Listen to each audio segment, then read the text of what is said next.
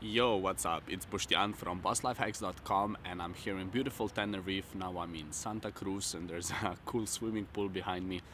Today I'll talk about meditation, more specifically how to go about your first 10-day silent meditation retreat.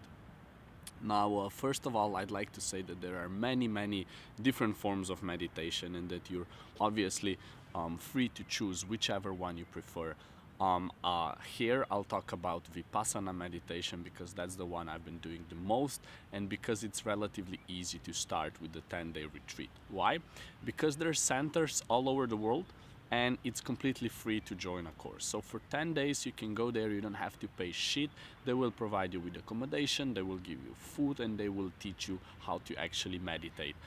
Don't be afraid, it's not some sort of religious stuff, like it's not a sect, like, there's basically, it's just meditating. It's like gym, right? It's exactly like gym. Now, first of all, how to get there? You need to get 10 days off. Maybe you need to negotiate that at your work. Maybe you need to, do whatever to get those 10 days off, and then you can start with that.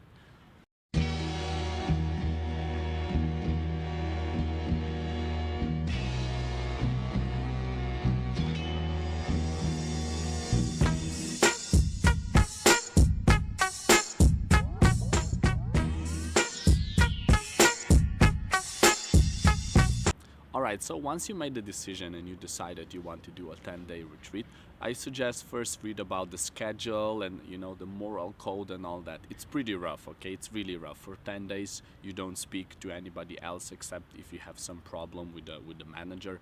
You don't speak, you don't make eye contact, physical contact with any other person for 10 days, which can be pretty rough. You wake up every day at 4:30 a.m. or 4 a.m. Basically it's 10 hours of meditation per day. You only eat twice and that's a small vegetarian meal.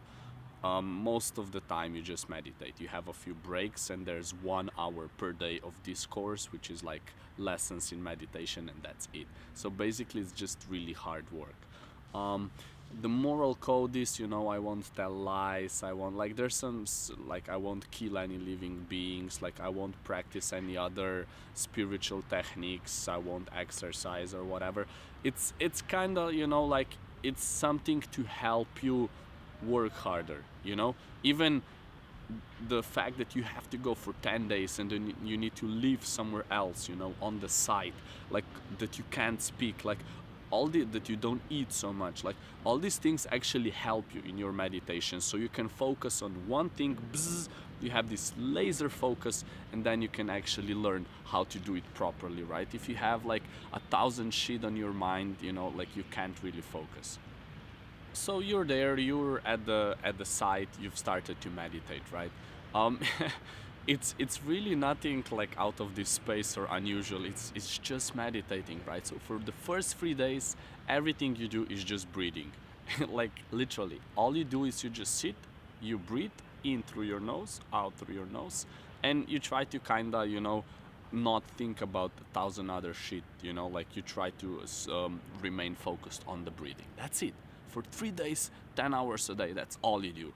And you'll notice it's pretty fucking hard, like usually it's like you sit for an hour and maybe for 1 minute you manage to not think about anything else and actually pay attention to the breathing, right? So it's pretty tough, but it's like an exercise. It's like a gym, okay? Gym for the brain. So you really learn how to focus hard. And this is one of the main benefits of meditation for me. It helps you focus on things that matter. The more you meditate, the more you practice, the more you go to the mental gym, the more you will be able to focus on the thing that actually matters. Then after 3 days, sorry, I'm crouching, so it's hard to sit. After 3 days, you will actually start the Vipassana meditation. Vipassana is like, I'm not qualified to teach it or to speak about it too much, but basically it's like a system of, you observe your body for like different sensations, maybe hot, cold, itchy, hurts, like different sensations, and then you remain equanimous with them, which means you don't react.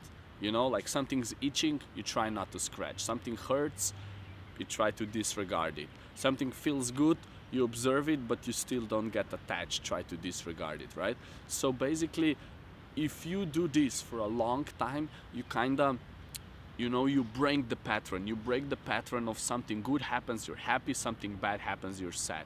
Here you cut the pattern, right? You're like, something happens, okay, something good happens, okay, something bad happens, okay.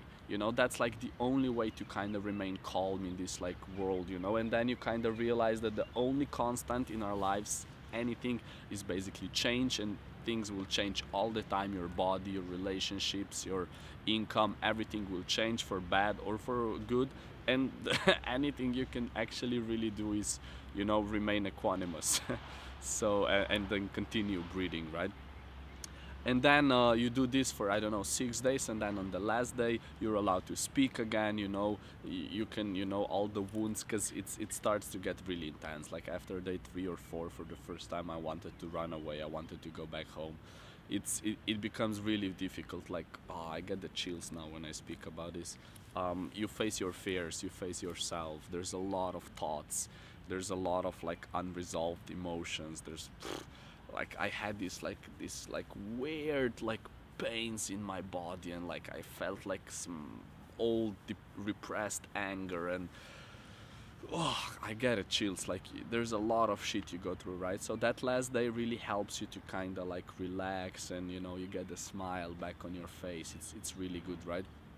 The best thing ever is, even if you go there once and you never meditate again, you will have benefits. You will have benefits for the rest of your life, right? After the retreats, they tell you to meditate twice a day for an hour. I don't do that at the moment. I do twice a day, 10 minutes. And I can't really do Vipassana, observing the body sensations. I'm not focused enough.